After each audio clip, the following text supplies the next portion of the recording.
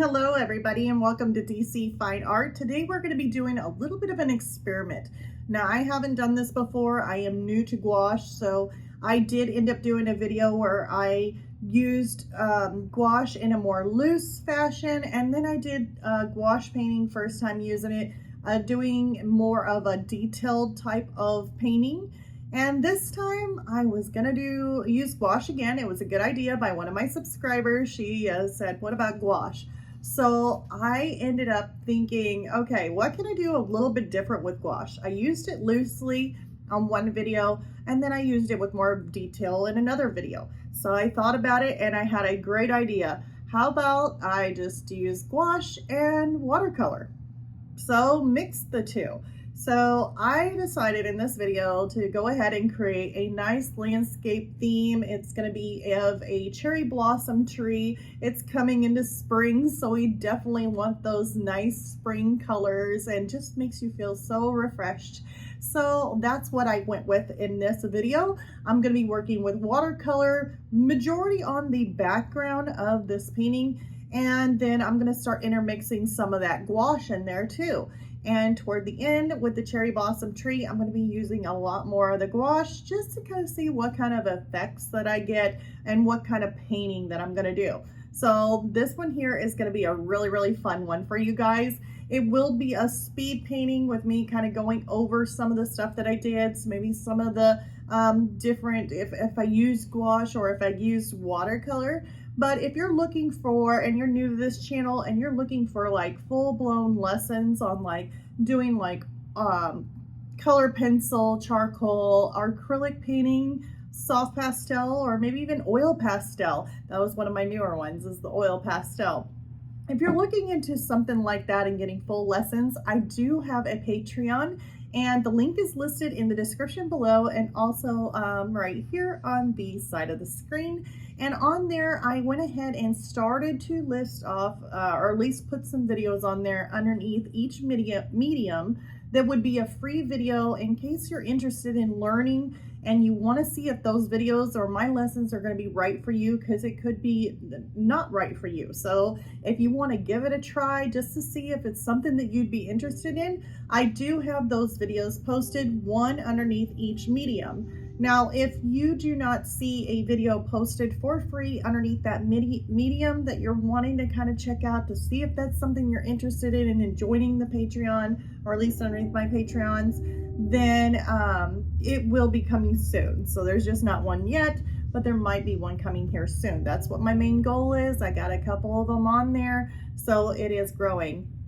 Anyways, enough of all that. So let's go ahead and turn this video around and get to painting this nice cherry blossom tree. All right, so I wanted to go over some of the supplies that I used in order to create this cherry blossom spring tree.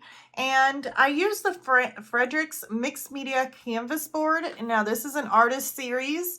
It is, at least it says, it accepts watercolor, acrylic, alcohol, ink, airbrush, and other. And it says Aquarius base medium, 100% archival cotton artist canvas, specially formulated acid-free gesso, rigid, non-warping hardboard core. This here is a 12 by 16.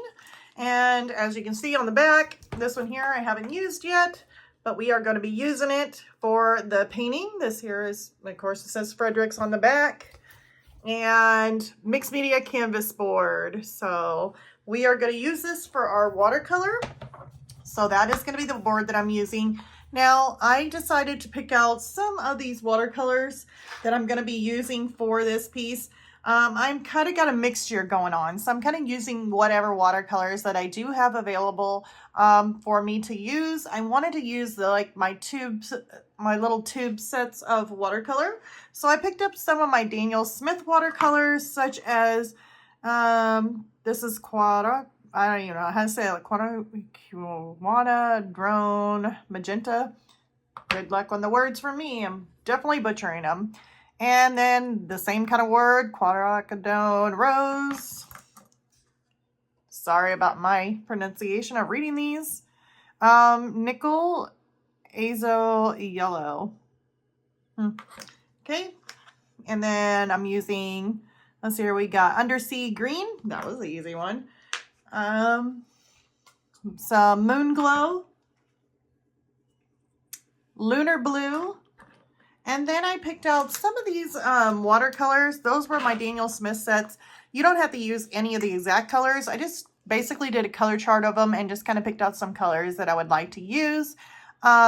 Here is my earth colors. These are a set of 6 from QOR or Core. And I really like these watercolors. Awesome. They're very, very beautiful watercolors. I actually got them from my Powerful Pack box and absolutely loved them. They're also made by Golden artists. So really, well, at least made by Golden, and they're artist colors.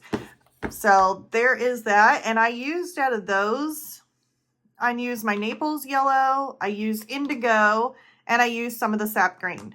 Now, it does have a brown in here, like a burnt umber or a raw umber, I think they do have in the set. But since I was wanting to work with my tree and have some gouache colors in there, I went ahead and mixed up my own browns using the primary colors that I have here out of my gouache. So the gouache, I have blue, I have yellow, I have red, and ivory black and white. So I used all these colors to make my brown for my tree. So that's how I did that. And I definitely used a lot of the white. And you'll see in this speed painting on how I incorporated and used the white in it. But here is the colors that I basically used and the materials that I used in order to create this painting. So we're going to go ahead and jump on over into the painting so I can walk you through it real quick. The first thing I'm going to do is spray down my canvas with a fine mist sprayer, and then I'm going to go ahead and spray my paint pan dish there with some water. I'm going to use my blue, it's my indigo from the Core watercolor set that I have, mixed in with a little bit of my white from my gouache set. Now the gouache set that I'm using is by Holbein. That is the brand of the artist brand gouache that I am using for this piece here. And I'm just mixing in that indigo with a whole lot more of the blue or a whole lot more of the white from the gouache. So that way it kind of gives it a little bit more of a lighter look. Now you could end up just not using any of the gouache to make that more of a lighter blue by just putting a lot more water in mixed in, so that way it actually lightens it a whole lot more. You could do it that way too, but I decided to use some of my white gouache for mixed in with that indigo watercolor to give that blue sky effect.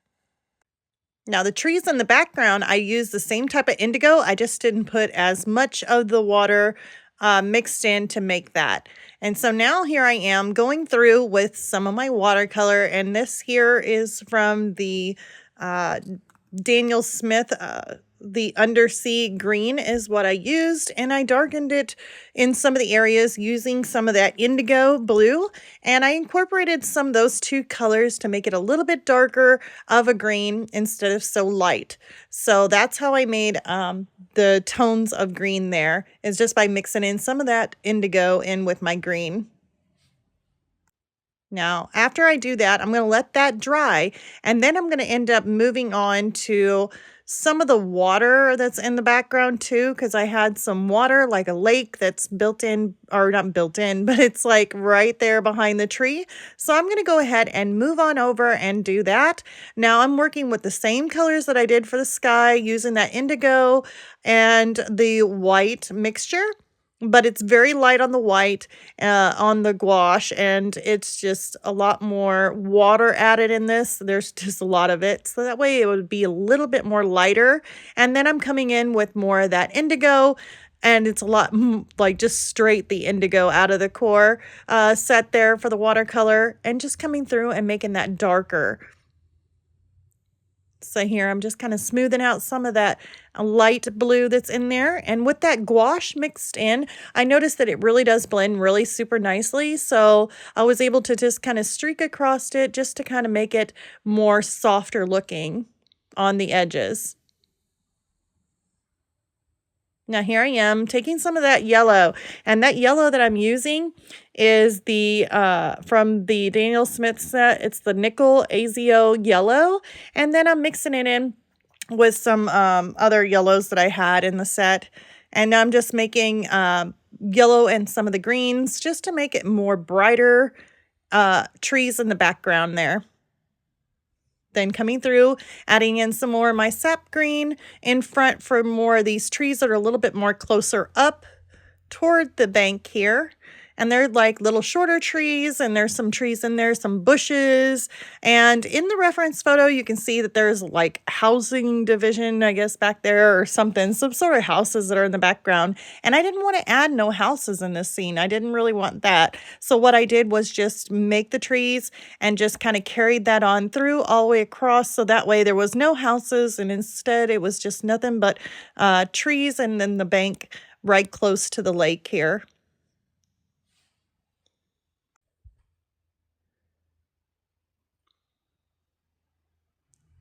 So then now that I got my trees in, I might add a little bit of dark right along the edge of the bank line here, just so that way, and this is just using my indigo, so that way it's a little bit darker, maybe darkening up some of these trees that's in the background, putting in just some different variation of colors, whether or not it's a tree that is more dark, or you got some trees in there that are kind of like brown. Maybe it's coming into spring and they haven't got their leaves on them yet, and they're still kind of in that winter stage still.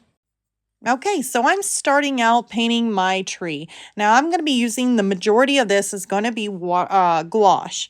So I'm using a whole lot of white in this, you guys. I mean, I'm making sure I have enough white, and I do have my gouache red that's in my palette there. Now I would just take a little dot of that gouache and mix it in with majority of it being white, because I want those pinks.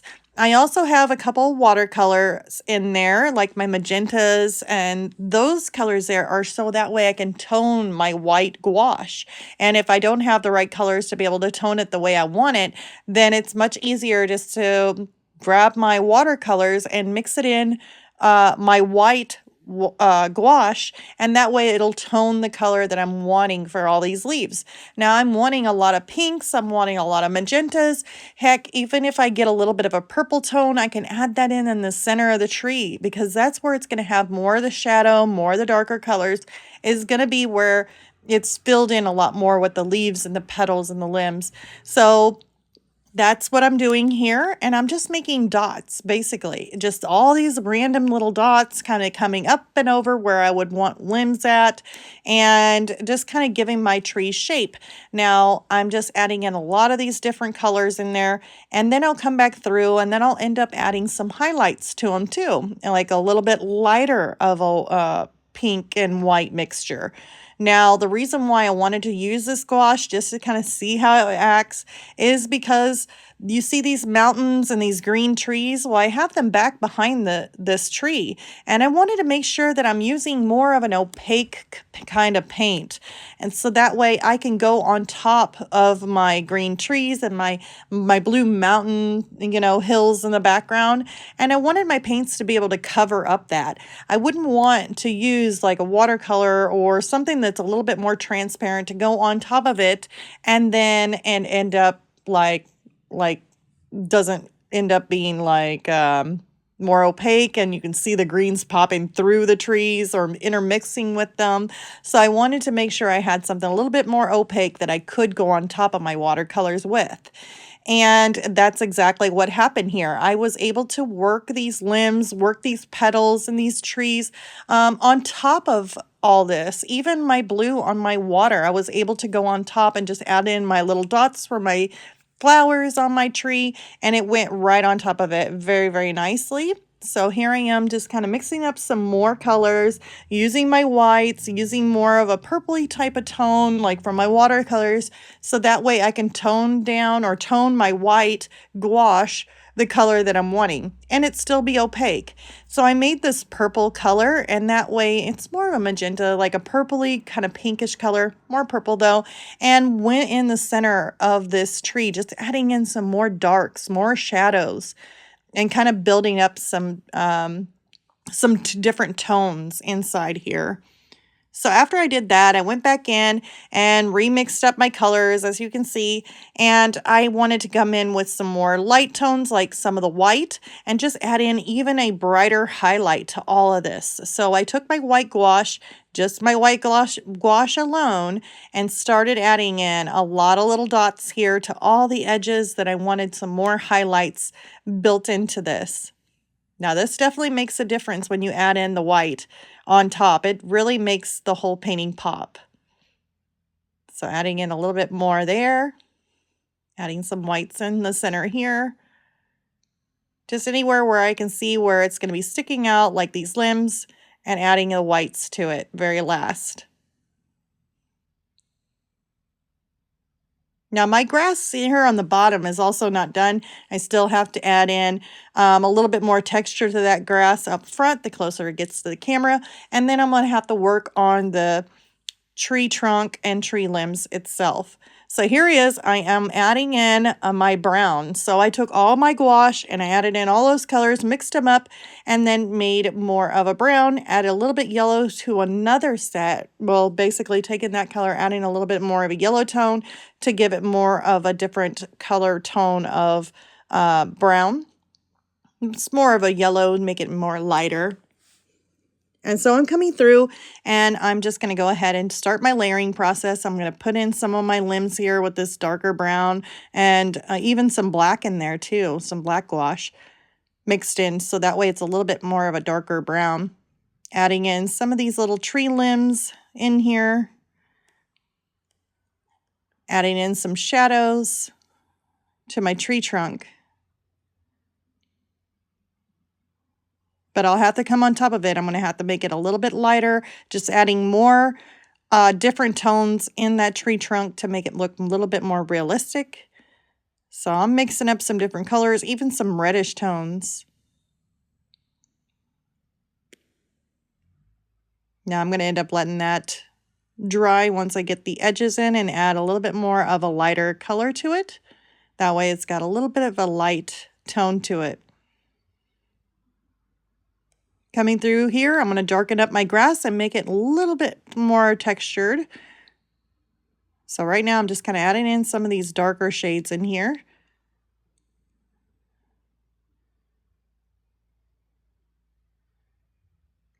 Fixing some of the background, I seen that I wanted to go ahead and add a little bit more texture to the background there. So I definitely jump around the more I look at this. Now here I'm going to start adding in some texture. It's basically going to be light texture the further back you go, and then more of a rougher texture. So I'm just kind of moving my brush up and down so that way I'm giving it a little bit more texture, and so that way it's not as flat, because I definitely didn't want my grass to be completely flat like that, which I could have done at the very beginning, but I definitely wanted to tone the underpainting of it. I'm always used to working that way. Adding a little bit more coloration to that. Adding some more texture. And it's already making a difference.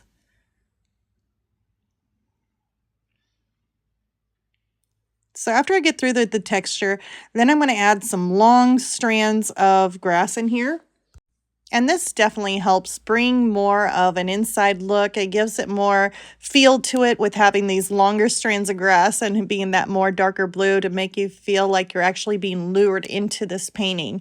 Now, I absolutely loved it. I loved working with the watercolor and the gouache. Both of them really work very, very nicely together.